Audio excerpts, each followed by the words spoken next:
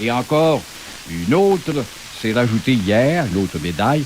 Ben Weider, l'homme d'affaires montréalais, historien et philanthrope, a reçu la médaille d'honneur de l'Assemblée nationale du Québec. Bonjour, mon cher Ben. Bonjour, Gilles. C'est très agréable de parler avec vous. C'est agréable de parler avec un homme aussi qui est aussi médaillé. Mais comment il se fait que toutes les communautés du monde vous médaillent comme ça et on vous choisit pas pour être à la tête des Nations unies? C'est comme ma mère disait, je suis un bon garçon.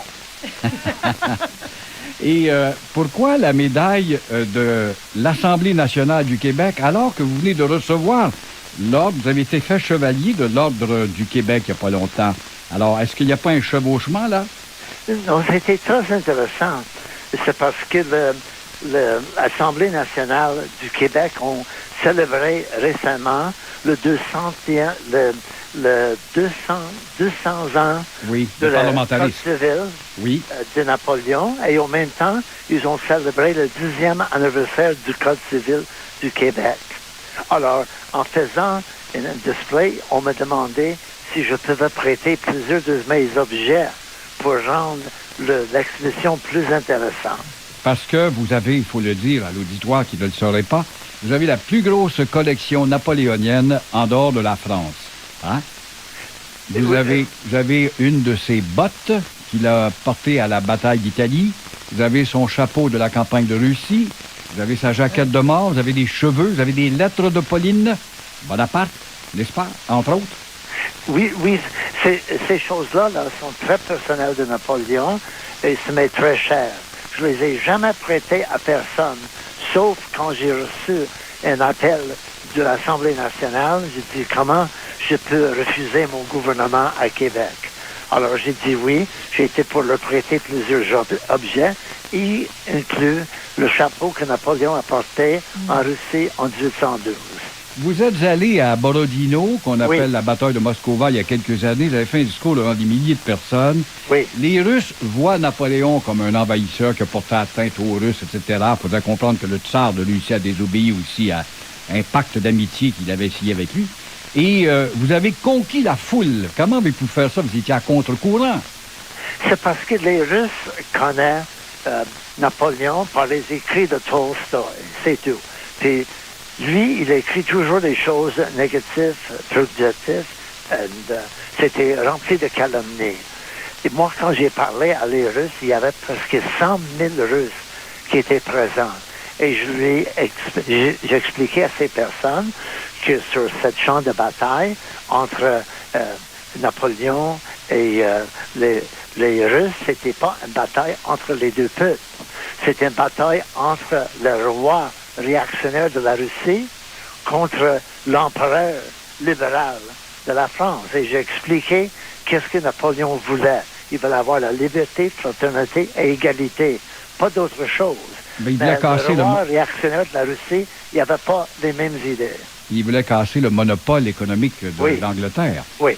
Mais qu'est-ce que vous répondez à des gens qui disent, comment pouvez-vous aimer Napoléon? C'est un guerrier, il a fait couler le sang. Et toutes sortes d'aberrations. Ou quand on parle à Adolf Hitler, comment vous réagissez quand vous entendez des sottises de la sorte? Vous savez, il y a certains arguments, on ne peut pas répondre à rien, mais qu'est-ce que les gens ne comprennent pas? Si on veut connaître Hitler, on lit son livre Mein Kampf. Oui. Si on veut reconnaître qu'est-ce que Napoléon représente, on lit le Code civil.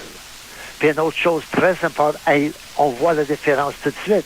Et si quelqu'un ne peut pas déterminer la différence entre Mein Kampf et le Code civil de Napoléon, alors ils ont besoin d'un psychiatre et peut-être je pourrais leur aider. La communauté juive, généralement, aime Napoléon. On en a une preuve à Hollywood. Vous-même, vous avez produit des livres, des films, etc., des documentaires. Est-ce que c'est relié au fait que lorsqu'il a fait la campagne d'Égypte, il avait promis à la porte de Jérusalem, où il n'est pas rentré, malheureusement, de restaurer les droits du Sanhédrin? Ça, c'est une des choses, parce que s'il avait gagné la bataille quand il était en Égypte et Palestine, il avait nommé un État d'Israël à l'époque. Ça fait plus que 200 ans. Mais une autre chose, n'oubliez pas que Napoléon a donné la liberté, fraternité et égalité à les Juifs de France et aux protestants français aussi.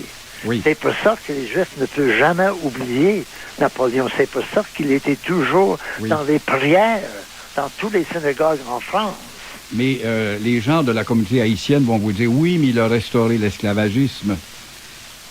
J'ai pas compris. Les gens de la communauté noire, par exemple, vont vous dire, oui, mais il a rétabli l'esclavagisme.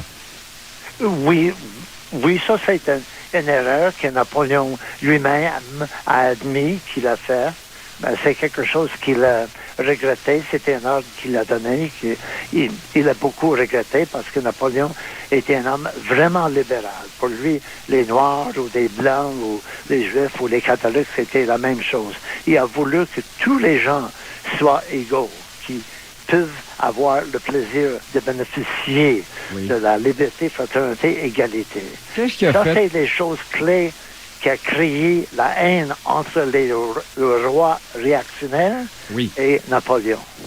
Qu'est-ce qui a fait que vous avez enclenché, vous êtes intéressé à lui? Quel est l'événement? Comment c'est arrivé tout d'un coup? Vous êtes un homme d'affaires occupé, vous avez bâti un empire, les produits Weider qui sont répandus dans des dizaines, centaines de pays dans le monde. Comment ça se fait que tout d'un coup, vous avez eu une attention particulière pour approfondir vos connaissances? Mais ça a pris des années parce que moi, comme tout le monde, j'ai appris à l'école que Napoléon est un guerrier. Il a créé des guerres, il était responsable pour les millions de soldats qui sont morts. Il a créé les guerres napoléoniennes quand j'étais un étudiant. Mais quand j'ai devenu plus vieux et que j'ai lu les différents documents, quand j'allais à Paris, souvent, j'ai vu un autre Napoléon. Un Napoléon qui n'avait rien à faire avec ses calomnies.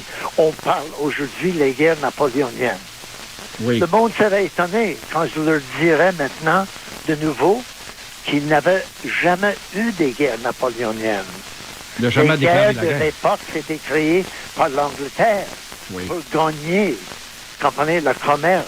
Le peuple d'Europe, c'était les coalitions, 7 coalitions contre la France qui étaient créées par des Anglais, pas par Napoléon. Oui. C'est ça que les gens ne comprennent pas. Il n'y a jamais eu des guerres napoléoniennes. Il y avait des guerres des Anglais qui ont voulu que les Bourbons reviennent en pouvoir en France. Exact. M. Weider, est-ce qu'il y a une autre médaille ou un autre honneur qu'on peut vous souhaiter? Ça n'a pas de sens, là. Enfin, je voudrais bien, mais quel est l'autre pays qui peut vous honorer?